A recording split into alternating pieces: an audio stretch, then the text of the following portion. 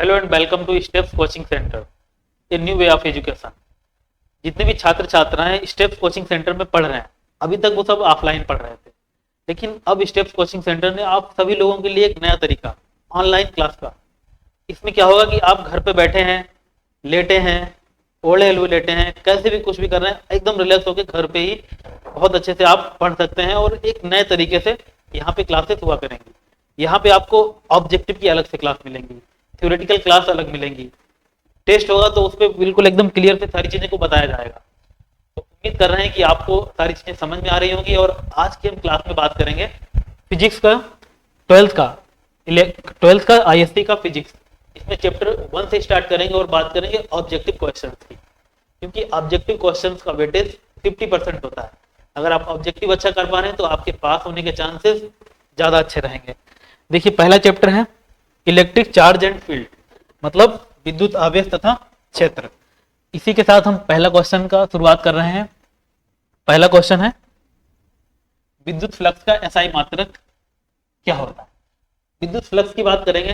Flux का मतलब क्या होता है कि जो भी विद्युत क्षेत्र की तीव्रता है वो अगर समय के साथ उसमें बदलाव होगा तो एक फ्लक्स प्रोड्यूस होगा। तो फ्लक्स जो होगा उसका यहाँ पे मात्रक क्या होगा। तो फ्लक्स का मात्रक क्या होगा। पहला ऑप्शन है ओम मीटर, दूसरा ऑप्शन है एम्पियर मीटर, तीसरा ऑप्शन है वोल्ट मीटर, चौथा ऑप्शन है इनमें से कोई नहीं। इन चार ऑप्शन में से एक ऑप्शन सही है। अगर आप सही ऑप्शन को टिक करेंगे तो आपको पूरा 1 नंबर मिलेगा। तो इस क्वेश्चन का आंसर क्या है विद्युत फ्लक्स का। Option number C is the correct answer, voltmeter. उम्मीद करता हूं आप लोग ये बात समझ पा रहे होंगे। अगला क्वेश्चन है क्वेश्चन नंबर 2।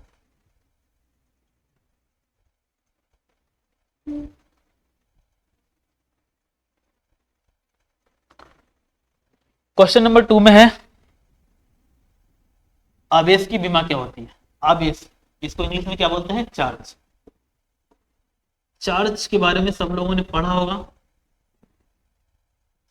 और उससे पहले पढ़ा होगा करंट के बारे में। करंट किसको बोलते हैं, rate of flow of charge, Q upon T. तो यहां से जब क्यू की वैल्यू निकालेंगे तो क्या हो जाएगा, आई इंटू टी। और आई का डायमेंशन क्या होता है, ए। टी का क्या होता है, टी का होता है टी। तो क्या हो जाएगा इसका डायमेंशन, क्यू का हो जाएगा 80। अब जिस ऑप्शन में 80 होगा वही आपका सही ऑप्शन होगा। यहाँ पे ऑप्शन ए आपका सही हो जाएगा। अब बात करते हैं अगले क्वेश्चन की। अगला क्वेश्चन है क्वेश्चन नंबर 3।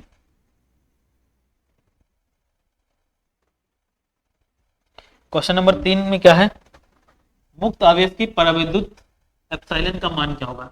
आप लोगों ने पढ़ा होगा, जब फर्स्ट चैप्टर पढ़ा होगा तो एप्सिलॉन नॉट के बारे में, जिसको बोलते हैं परमिटिविटी ऑफ फ्री स्पेस। इसका मान होता है 8.85 into 10 to the power -12।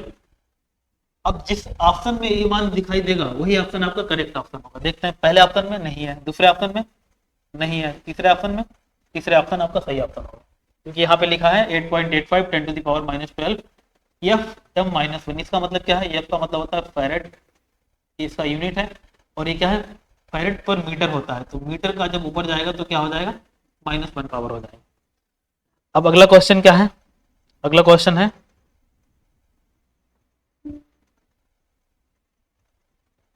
Question number 4।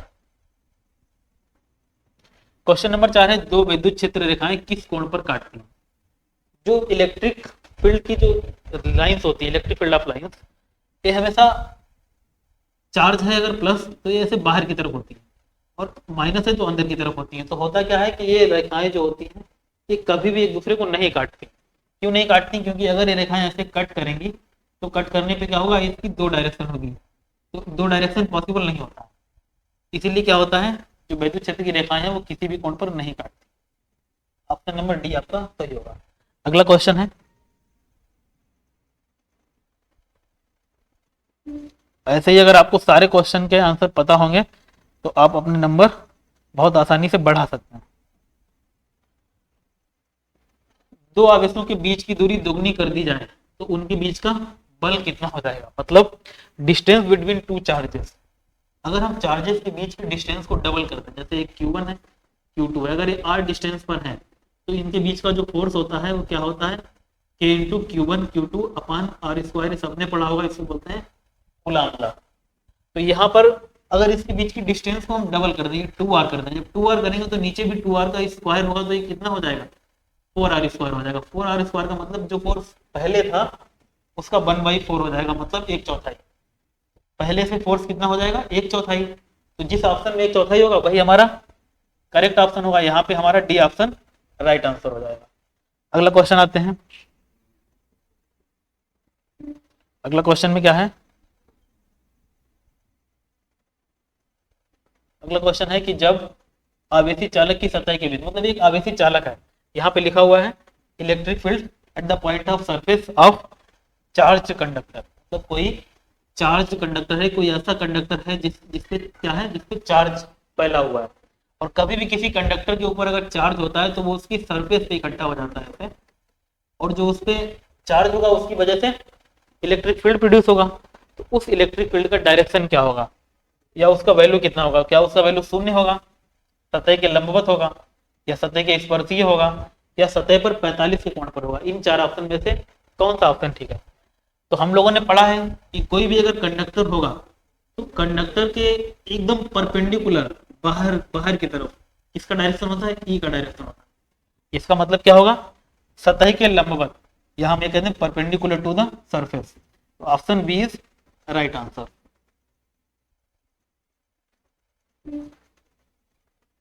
अगला क्वेश्चन क्या है, अगला क्वेश्चन है कि निम्न में से कौन सी सदिश राशि, सदिश को बोलते हैं इंग्लिश में वेक्टर क्वांटिटी। अब इन तीन में से बताना है कौन सी वेक्टर है। अगर इनमें से कोई भी वेक्टर नहीं है तो हमें कौन सा ऑप्शन लगाना है, तो हमें डी ऑप्शन। लेकिन सबसे पहले क्या है, विद्युत फ्लक्स। तो विद्युत फ्लक्स क्या होता है, फाई बराबर ई डॉट ए, मतलब विद्युत क्षेत्र की तीव्रता की गुणा अगर हम ए से करेंगे तो क्या मिलेगा, हमें विद्युत फ्लक्स मिलेगा।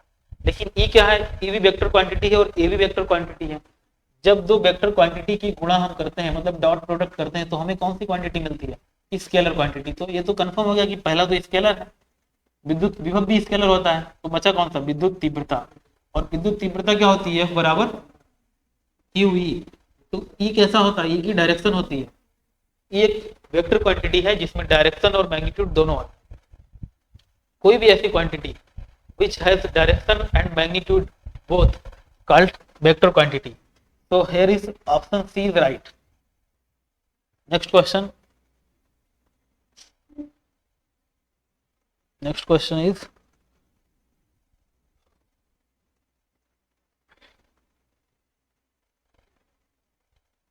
next question है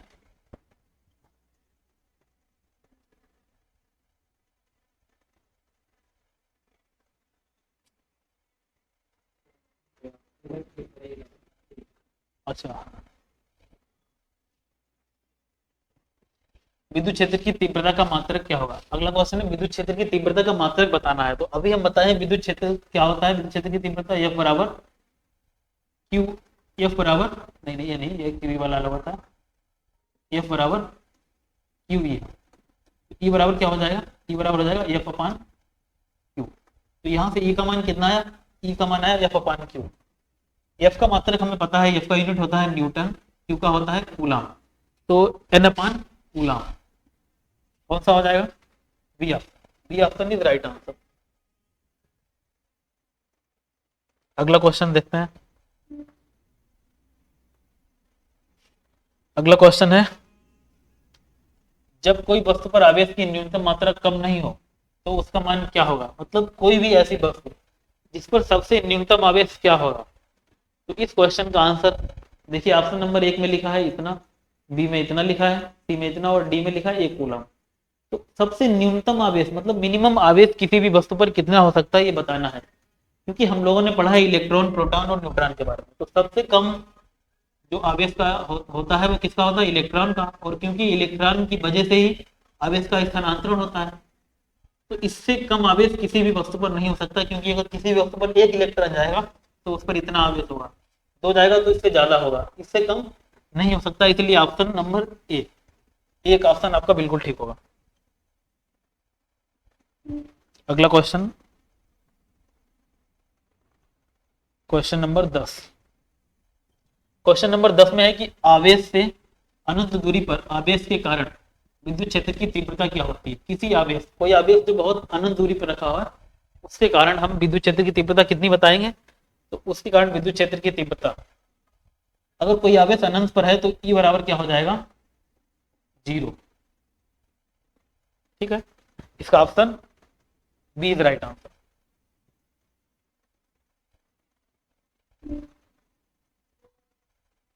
अगला अगला क्वेश्चन देखते हैं। अगला क्वेश्चन है, जब वस्तु को आवेशित किया जाता है तो उसका द्रव्यमान।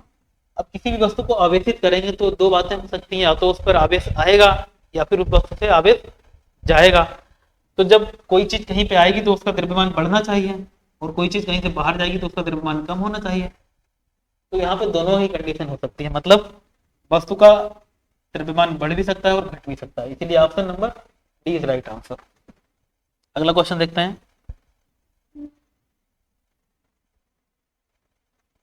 Question number 12।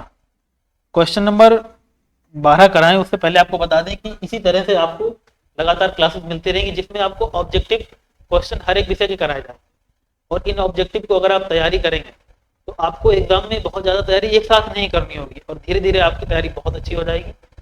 ऑब्जेक्टिव 35 नंबर का आता है। कितने नंबर का, 35 नंबर का ऑब्जेक्टिव आता है, जिसमें से अगर आप 32 से 33 भी सही कर लेंगे तो आप अच्छा स्कोर कर जाएंगे, क्योंकि 35 नंबर का आपका सब्जेक्टिव होता है, और उसके बाद 35 ऑब्जेक्टिव। तो अगर यहाँ पे अगर बहुत अच्छा नहीं कर पा रहे हैं तो यहाँ पे आपको 100% देना है। यहाँ पे आपको क्या करना है, 100% देना है, और 100% तभी दे पाएंगे जब आप हमारे साथ जुड़े रहेंगे। इसी तरह से देखिए अगला क्वेश्चन क्या है। अगला क्वेश्चन है, निम्नलिखित में से कौन संबंध सही है। जो सही संबंध है हमें वो बताना है कि इसमें कौन सा रिलेशन सही है।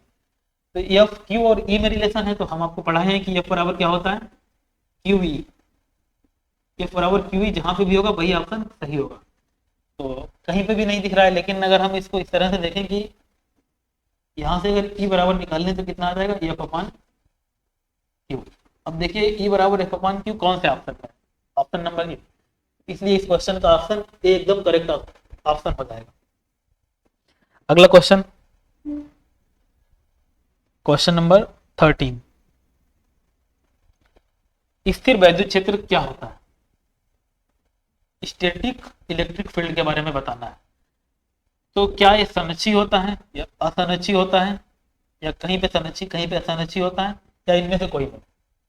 प्रोटेक्टर होगा, अनरिजर्व्ड होगा, या समवेयर कंजर्वेटिव होगा, समवेयर नॉन कंजर्वेटिव। संरक्षी और असंरक्षी, देखिए जो भी बल यहाँ पे स्थिर विद्युत क्षेत्र बताया है, तो विद्युत क्षेत्र जो होगा वो संरक्षी होगा, क्योंकि कोई भी क्वांटिटी अगर संरक्षी, उसका मतलब क्या होगा कि अगर उसके द्वारा किया गया कार्य यहाँ से लेकर उसके द्वारा यहाँ तक किया गया कार्य पथ पर निर्भर नहीं करता है तो वो संरक्षी होता है। अगर उसके पथ पर निर्भर करता है, डिपेंड ऑन द पाथ, जब पाथ पर डिपेंड करेगा तो ये असंरक्षी हो जाएगा, अगर नहीं डिपेंड करेगा तो संरक्षी हो जाएगा। तो जो विद्युत क्षेत्र होता है इसके द्वारा किया गया कार्य पथ पर निर्भर नहीं करता है, और इसीलिए क्या होगा, ये संरक्षी होगा, मतलब प्रोटेक्टर होगा। Option A is right answer. Next question,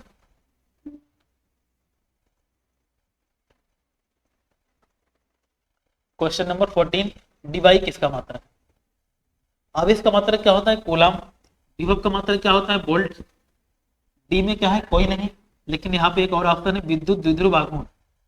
विद्युत द्विध्रुव आघूर्ण पी बराबर हम लोगों ने आपको पढ़ाया था। ये एक ऐसा अरेंजमेंट होता है जिसमें दो चार्जेस अपोजिट साइन के, एक माइनस का क्यू होगा, एक प्लस का क्यू होगा, अगर एक फिक्स डिस्टेंस पर रखे हों, क्योंकि हम लोग 2a ले लेते हैं, तो फिर ये क्या बनाएगा, तो ये जो सिस्टम बनेगा इसी को बोलते हैं द्विध्रुव आघूर्ण, और इसकी वजह से जो मोमेंट क्रिएट होता है उसको बोलते हैं P बराबर 2a इंटू क्यू। ये इसका मान है। इसको ऐसे भी बोल सकते हैं, यूनिट निकालने, यहाँ पे 2a का मतलब हो जाएगा मीटर, Q का मतलब हो जाएगा कूलाम। तो इसका एक यूनिट कूलाम और मीटर भी हो सकता है, लेकिन यहाँ पर जो यूनिट पूछिए वो पूछिए डीवाई के बारे में, तो डीवाई भी विद्युत द्विध्रुव आघूर्ण का ही यूनिट होता है, इसलिए option number C is right answer. Next question, next and last question.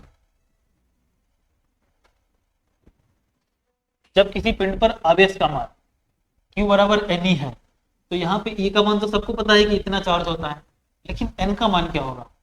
अब N के मान की बात आई तो N का मान क्या हो सकता है, देखिए यहाँ पहला ऑप्शन है 0 होगा, 2 होगा या 3, तो बीच में इन लोगों ने 1 छोड़ दिया। 1 क्यों नहीं हो सकता, 1 भी होगा। अब यहाँ पे देखो इस ऑप्शन में 0 भी है, +-1 भी है, +2 भी है, -2 भी है, तो यहाँ भी +-3, यहाँ भी +-4, इस तरह से। तो जब भी आवेश होता है तो आवेश हम लोगों ने पढ़ा है प्लस में भी होता है और माइनस में भी होता है, दोनों में होता है। और हमेशा क्या होगा, इंटीग्रल मल्टीपल होगा, मतलब एक पूर्णांक के गुणज में होगा। ऐसा नहीं कि 1.5 आवेश हो या 2.5 आवेश हो, ऐसा नहीं होता, हमेशा इंटीग्रल मल्टीपल होगा। तो इसलिए क्या हो जाएगा इसका ऑप्शन, ऑप्शन नंबर बी इसका राइट आंसर हो जाएगा। उम्मीद कर रहा हूँ कि आप लोगों को आज इस क्लास में ऑब्जेक्टिव पढ़ाए होंगे, समझ में आए होंगे। ऐसे ही और ऑब्जेक्टिव सीखने के लिए हमारी क्लास में लगातार जुड़े रहें, और भी नए नए छात्रों को आप बताएं कि वहाँ पे ऑनलाइन क्लासेस होती हैं, ताकि वो भी इसके माध्यम से क्लास से जुड़ सकें और घर बैठे ही बहुत अच्छी तैयारी कर सकें। और हमारा साथ आप लोगों के साथ ऐसा ही बना रहेगा। मिलते हैं आपसे अगली वीडियो में। धन्यवाद।